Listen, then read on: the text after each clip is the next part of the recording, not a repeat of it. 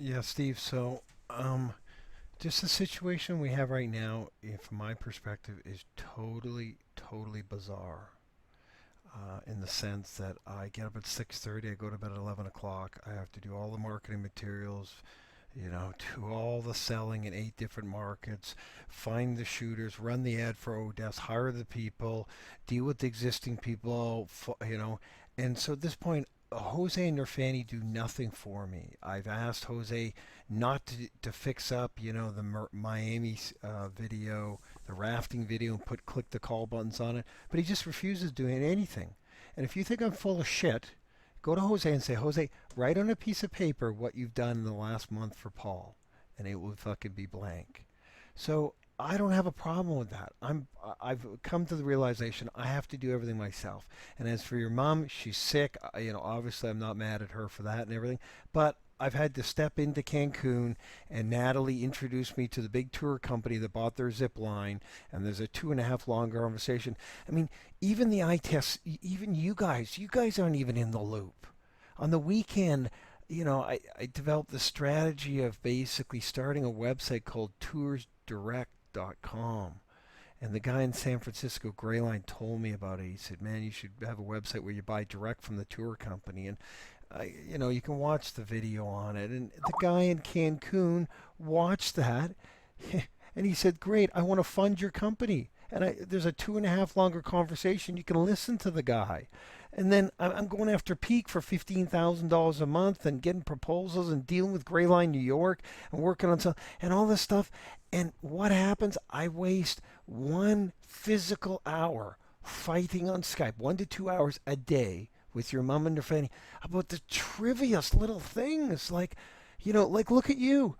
$24. You don't even have to. Well, you do need to do it, Steve, because I've got to get a programmer because we have a meeting with Grayline New York, and we don't even have this click the call thing working because Jose no longer does any. He doesn't run the digital services. He hasn't done anything creative in the last 3 years. I have to find all the new technology and run all that department as well. And then I used to be able to rely on him to do some graphics and some sales videos and everything. No, I got to sub all that out. I got to go find the people. I got to do the storyboards. I got to train those people. I'm on the phone with them. And the production guy, he's doing like fucking 4 jobs. Like Juan, I don't know what with Juan is. He can only handle like one job a week. And he's got it and he's positive and everything. But his capacity to deal with two things at once, it's bizarre. I think he's kind of fucked up like her mom or something. So I'm being nice to him, but there's just no way. So here's the editor guy. He's rocking and rolling, working on. He's done the 3D thing for the Grayline Big Bus thing, which is the link isn't in here. He's done like 4 different jobs, and we're trying to get the guy. We're paying him $6 an hour, and it's fucking insane because my time is worth $200 an hour. So I fight with you guys to pay a $24 bill. It cost me $200 of my time, and so that's something I do not have because I got more and more projects being thrown on me. Had to take over all of Cancun, and it'd be a beautiful world if you guys actually chipped in and had some positive contribution. But no, you're gonna take 20% of my day, and then I get all fucked up and pissed off, and then I can't sell. Some days the whole day gets wasted, the complete day. So if I was on the phone for 4 or 5 hours, I can close a customer every hour. I call 1 hour a day, and I spend about an hour to 2 hours fighting with Miami. So here's the situation. I'm going to my mom. I'm going to borrow some money. So when I need to pay a fucking writer $24, I can pay it. And when I need to pay an editor, I don't have to spend 4 days with their Fanny and Jose bumbling around and whatever.